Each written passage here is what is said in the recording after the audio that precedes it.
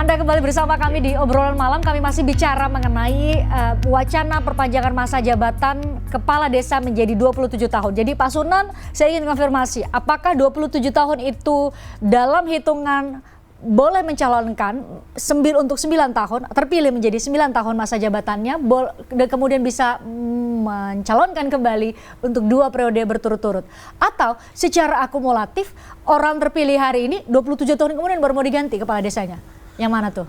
Tidak seperti itu. Oh, yang mana kalau gitu? Jadi undang-undang itu kan mengatur. Yang sekarang jelas kan, 6 tahun masa jabatan bisa 3 periode menjabat. Ya. Tapi tetap tahapannya dia pemilihan itu kalau sekarang 6 tahun, kalau disetujui ini ya 9 tahun. Periodisasinya tidak berubah. Hanya masa menjabatnya saja yang bertambah. Seperti itu. Oke, berarti tetap 9 tahun, boleh dipilih untuk 2 kali. Ya. Boleh mengikuti pemilihan kembali untuk 2 periode berikutnya. Boleh. Kan 3 periode. Iya, itu yang saya tanyakan justru. Saya mau konfirmasi, apakah secara akumulatif harus 27 tahun atau tadi pembagian 3 masa jabatan? 3 masa jabatan. 3 masa tetap, jabatan, tidak boleh. berubah itu. Jadi akan dikembalikan kepada mekanisme pemilihan, apakah warga di desa tersebut mau memilih untuk kedua kali atau ketiga kali? Iya. Jadi kita ini sekarang yang di follow up itu masa jabatan. Padahal yang kita perjuangkan ini banyak loh. Anggaran dana desa, kita ingin pemerintah ini memberikan 7-10% dari APBN kan. Terus kemandirian desa, otonomi desa yang selama ini masih belum otonomi desa gitu. Musdes itu masih belum kuasa penuh sebagai dasar hukum untuk membuat kebijakan di desa gitu. Yang perlu saya kritisi pernyataan dari Pak Ubaidillah tadi terkait dengan korupsi di desa. Ya. Nah, kita agak sedikit ini berdegup kencang ini kan. Kenapa ketika emang? Beliau bilang tadi bahwa kalau KPK mau mempreser seluruh kepala desa ini bisa dipenjara semua. Ini kan sebenarnya kurang etis ya untuk disampaikan. Jadi kalau kita lihat data ya kan, dari 74.956 desa hanya 680 kepala desa. Dalam ukuran korupsi 0, tidak boleh pakai hanya 0,9 Rp1 pun uang negara tidak boleh dikorupsi, Pak. Oke, saya sepakat itu. Saya itu. sepakat itu. Tetapi kita tidak boleh menjustifikasi bahwa ini sudah force majeure, gitu loh. Artinya ini emergency. Maksud saya, ya kan, ya beri ruang lah kepada kepala desa ini untuk membuktikan gitu. Kalau kita bandingin dengan kepala memberi daerah, ruangnya harus dengan kepala daerah berapa gitu. persentasenya? Kan mendekati hampir 40%. Memberi ruangnya harus dengan perpanjangan masa jabatan, Mas Ube? 686 kepala desa korupsi itu angka yang tidak sedikit, Pak Sunan. Karena kalau dikalikan dengan angka korupsi mereka, itu nilainya bisa luar biasa. Jadi kalau dibandingkan dengan angka korupsi kepala daerah dengan korupsi pemerintahan desa, itu tidak equal karena beda anggarannya, kemudian proses kekuasaannya, sirkulasinya. Kemudian yang kedua saya mengkritisi juga kalau kemudian 9 tahun lalu ada pemilu lagi, pemilu kepala desa, itu juga akan berdampak pada pendidikan demokrasi di desa itu makin tidak bagus. Kenapa? Karena masyarakat desa itu budaya politiknya budaya politik parokial mayoritas. Juga budaya politik kaula. Parokial itu budaya politik yang tergantung dengan ketokohan. Ya, relasi kuasa di situ. Dampaknya? Nah, kalau kemudian itu menjadi 9 tahun, masyarakat desa itu kalau lihat kepala desa ya lebih memilih incumbent, ada kecenderungan begitu. Apalagi kalau kepala desanya banyak memberikan perlakuan-perlakuan khusus pada masyarakat desa. Jadi misalnya. regenerasi kepemimpinan yang Anda maksud tadi tidak akan terjadi. Artinya memungkinkan itu menjadi 27 tahun. Jadi bayangkan kalau seseorang berkuasa 27 tahun, itu dalam demokrasi sangat berbahaya sebetulnya. Karena pemimpin yang dipilih melalui sebuah proses pemilihan dalam demokrasi, sirkulasi itu harus terjadi. Dia tidak bisa stagnan. Jadi 27 tahun itu ruang yang sangat berlebihan untuk membuat seseorang berkuasa. Risetnya menunjukkan makin lama orang berkuasa itu makin korup. Tuh. Mas Arya Bima, itu menurut Mas Ubedillah bahwa 27 tahun itu mau itu secara akumulatif maupun nanti dibagi-bagi menjadi 9 tahun masa jabatan untuk kemudian bisa dipilih kembali untuk 2 kali periode, itu tadi ruang yang terlalu berbahaya buat demokrasi untuk kelompok yang paling kecil dan regenerasi kepemimpinan. Pertama saya perlu tanggapi kajian dari PDI Perjuangan yang kita setujui periodisasi kepala desa menjadi 2 kali 9 tahun. Opsionalnya tetap ke 18 tahun masa jabatan akumulatifnya, tidak ke 9 tahun kali 3 masa periode ke-27. Ini dengan berbagai pertimbangan. Kalau toh tadi Mas Badillah bicara soal korupsi, saya kira pengawasan tentang sistem dana desa itu perlu ditingkatkan karena ini menjadi objek dari wilayah anggaran negara. Kalau soal mentalitas, Mas, keberangkutan moralitas bangsa ini dalam jabatan apapun, jangan dikanalisasi di kepala desa. Mau jadi dosen saja, dosen jadikan kepala KPU, itu 4 masuk penjara. Nah, di organisasi masjid, organisasi parokial, gereja, ada korupsi. Itu. Jadi saya sepakat bahwa 9 tahun itu terjadi abuse of power, perlu ada pengawasan yang lebih intensif. Mas Badun harus tahu loh ya, yang lebih realistis. Tahu nggak Pelkades itu yang terjadi apa? Tahu nggak pembonceng Pelkades atau penumpang gelap di dalam Pelkades itu apa? Iya saya tahu Pak, saya melakukan penelitian juga. Saya bicara dulu, sama dengarkan. Karena nanya jadi saya langsung jawab Pak. Sama dengarkan dulu. Ya silakan. Karena saya di sini ya. Nah kita gantian, oke Mas Arya Bima dulu. Nah. Saya ini orang lapangan ya, saya termasuk orang lapangan 4 kali jadi DPR, termasuk bekerja dengan mereka-mereka. Pas. Coba diteliti, berapa penjudi yang ikut di dalam pertarungan Pelkades? Ya, berapa investor yang ingin dapat merangkap keduanya untuk mendapatkan menang jagonya? Berapa yang mereka keuntungan penjudi itu bisa membatalkan yang namanya tadi dikatakan. Boleh dijawab oleh Mas Ubey, Mas Arya Bima? Jadi gini loh, aku setuju secara naratif bahwa kalangan milenial ini kalau mau tarung Pelkades nggak ada yang maju. Di situ pertaliannya itu mobilisasi dengan uang. Ya, saya mau mengatakan dengan para begini, jagonya. Pak. Ini begini loh, kalau itu 9 tahun bisa diperkecil permainan-permainan itu biar Pak ada Arya. ruang buat mereka. Oke, Mas Arya Bima kita gantian ya. Pak Arya. Argumentasi itu logis tapi tidak realistis. Oke, Ya, baik. Maka saya setuju 9 tahun itu dengan 2 periode. Saya mau merespon bahwa jangan berpikiran bahwa dosen itu tidak di lapangan. Dosen itu sehari, maksud saya mau penelitian dong. Iya, saya mau menjawab. Maka basisnya riset kan, penelitian. Riset. Saya juga sudah melakukan penelitian tentang itu. Kita menemukan data misalnya, menjadi kepala desa butuh uang 9,5 miliar. Ada yang 2,5 miliar, ada perjudian di situ. Mana orang milenial bawa uang segitu? Nah, maksud saya, kalau kemudian ini ditambah menjadi 9 tahun, menjadi 7 tahun, atau kemudian menjadi 27 tahun, atau 9 tahun, 18 tahun, itu masa yang lama. Kalkulasi pragmatisnya, kalau 9 tahun, kepala desa untungnya banyak. Maka bohir-bohir yang mempermainkan politik desa itu akan lebih banyak. Karena Anda akan dapat untung banyak 9 tahun. Tuh Mas, nah, oleh karena itu tidak ada kaitan APBD, bohir itu antar petarung penjudi. Iya, maksud saya. Mau jabatan setahun, mau jabatan 2 tahun, pertarungan penjudi itu terus. Iya, ada kaitan dengan apalagi karena 9 tahun. Jadi ada logika di situ pragmatisnya bahwa bohir. Ya, bahwa bohir di desa itu bisa membiayai dengan sekian mahal karena tahunnya makin lama. Kalau tahunnya makin pendek, mungkin biayanya akan lebih pendek karena ada transaksi di situ. Itu catatannya, Pak. Dan kami meneliti tentang itu. Jadi betapa uang itu beredar dalam kontestasi Pilkades. Ini juga rusak secara moral politik. Ada. Kalau itu kemudian dilanjutkan menjadi 9 tahun begitu. Oke.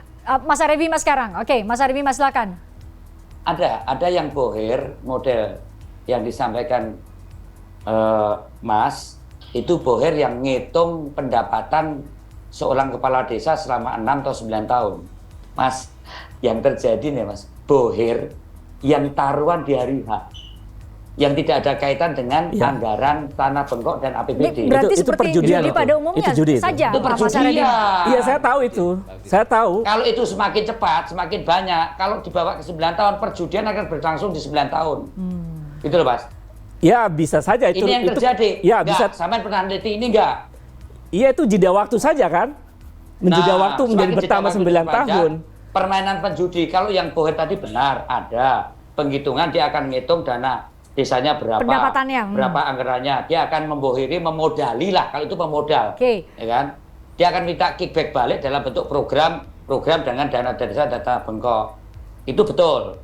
Ya, selain tadi yang terjadi adalah justru penumpang-penumpang yang menggunakan momen pilkada ini untuk mendapatkan keuntungan dengan permainan perjudian. Ini terjadi. Maksud saya, variabel-variabel ini kalau dari kacamata politisi dianggap terlalu motif politik, silahkan, ya kan, lembaga kajian pedesaan di UIN, di UGM, di UI, di IPB meneliti masalah ini. Baik. Dampak dan efek seperti apa? Baik, Mas supaya Haryadi. kajian-kajian dan variabelnya lebih jernih.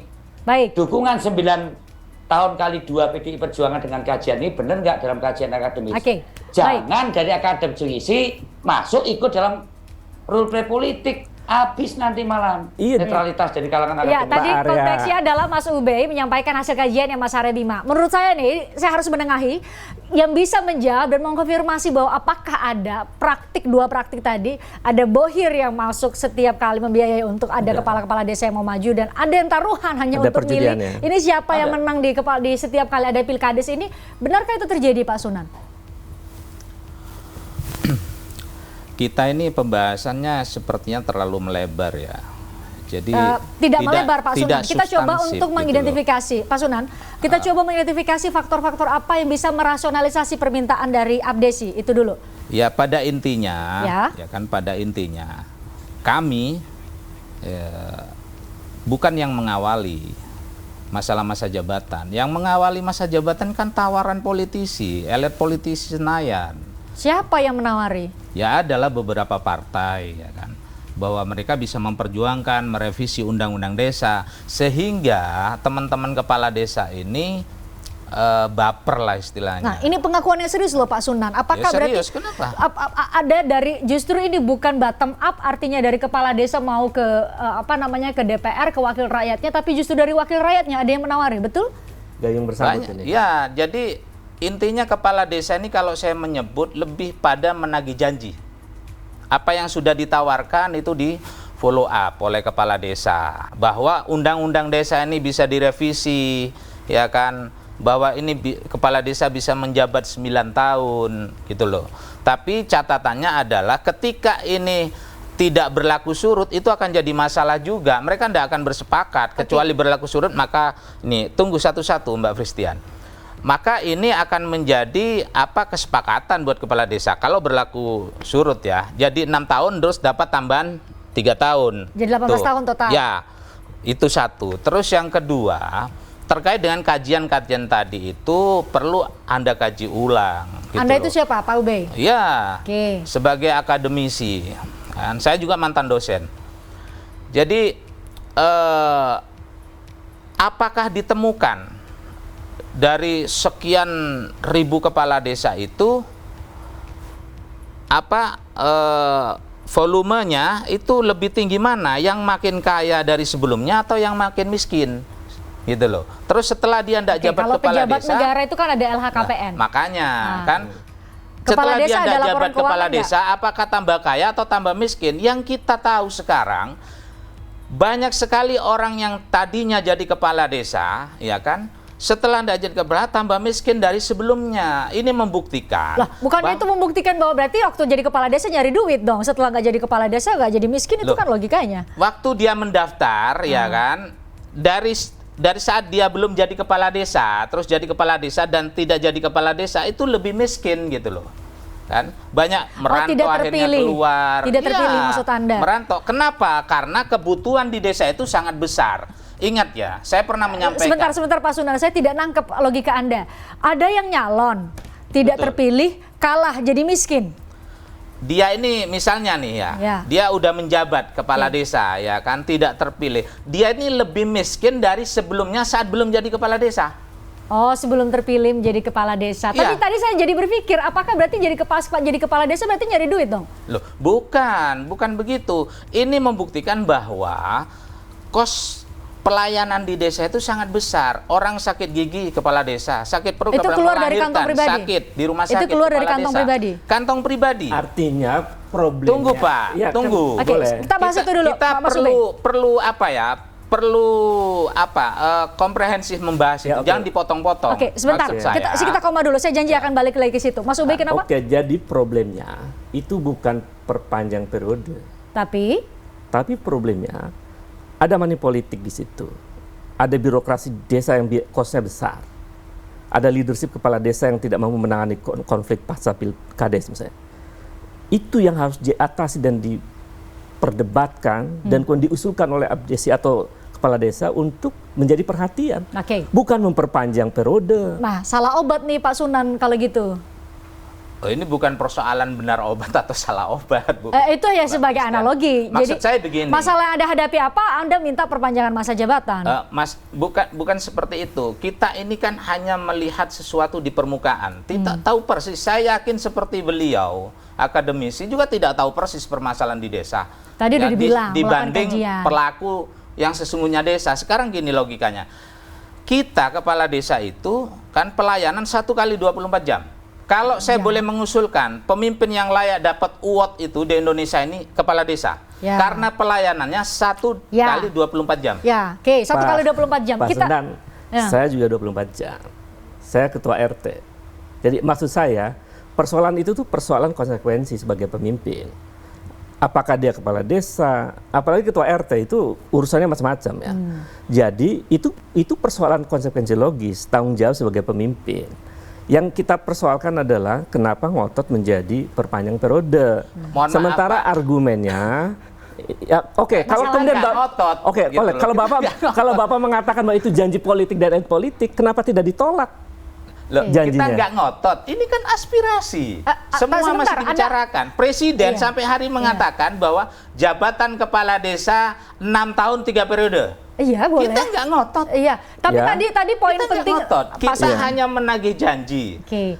Nah, ini janji siapa? Janji siapa? Janji elit politik bahwa undang-undang ini bisa direvisi, ya kita tagih janjinya dong. Oke, bisa direvisi dengan spesifik tadi masa jabatan. Artinya begini, yang bekerja di dalam persoalan itu mestinya bukan soal relasi kuasa janji politik, tapi rasionalisasi. Rasional enggak perpanjang periode itu? Kalau menurut kepala desa itu ini berbahaya buat citra kami sebagai kepala desa, kan tidak perlu ditagih. Tidak perlu ditagih. Jadi ini ada simbiosis, ada simbiosis mutualisme di situ. Kepala desa juga akan mendapat keuntungan kalau perpanjang periode, elit politik mendapat insentif politik juga kalau kemudian mereka berhasil memperjuangkan aspirasi kepala desa. Nah, itu kan normatif. Jadi, toh. Kan wajar aja toh. Ya, itu artinya sangat tidak wajar kalau itu menabrak prinsip-prinsip demokrasi, Pak Sunan. Dan sebenarnya nabraknya di mana? Di perbatasan masa jabatan. Siapapun yang belajar soal demokrasi tahu masa jabatan. Pak Sunan tahu kan pada saat kita mau rezim dari rezim otoritarian ke reformasi adalah salah satu hal yang diubah di Undang-Undang Dasar adalah soal pembatasan masa jabatan presiden yang hanya boleh dipilih 2 kali. Ya ini kan tetap dibatasi. Dibatasi 9 tapi tahun 3 periode. Secara akumulatif 2. Anda sudah Pak Presiden sudah bilang iya, boleh dari 6 ke 9. Sekarang kenapa Anda tidak persoalkan 6 tahun 3 periode? Kan juga sama pembatasan. Ya siklusnya berbeda, Pak. Kalau 6 tahun itu dia lebih cepat daripada 9 tahun. Itu secara matematis. Jadi matematisnya artinya ada sirkulasi kekuasaan yang mungkin lebih dekat dengan masyarakat. Yang kedua, 6 tahun itu juga waktu yang cukup lama untuk seorang kepala desa memimpin desa. Karena persoalan konflik pasca pilkades, persoalan program-program kepala desa, itu sebetulnya dengan kemampuan leadershipnya harusnya mampu untuk mengatasi persoalan itu. Justru itu tantangannya. Tantangannya di situ. Saya kira itu. Konsolidasi. Oke, saya harus jeda. Saya sudah diingatkan untuk harus jeda dari tadi, tapi tadi menarik sekali. Menarik dalam arti ini penting sekali untuk kita kulik bersama. Apakah benar ini menjadi transaksi antara wakil rakyat yang katanya Pak Sunan menjanjikan untuk merevisi undang-undang desa dengan aparat aparatur desa, dalam adalah kepala desa. Ini menarik untuk kita tahu sebagai pemilik hak suara. Bagi seluruh rakyat Indonesia tentu kita perlu bertanya apakah ini benar. Kalau ini terjadi luar biasa. Usai jeda kami kembali untuk Anda. Tertarik dengan diskusi saya dengan para narasumber? Saksikan obrolan malam dengan topik-topik menarik lainnya. Jangan lupa subscribe ya channel YouTube Berita 1. Like, komen, dan share video ini ya. Terima kasih.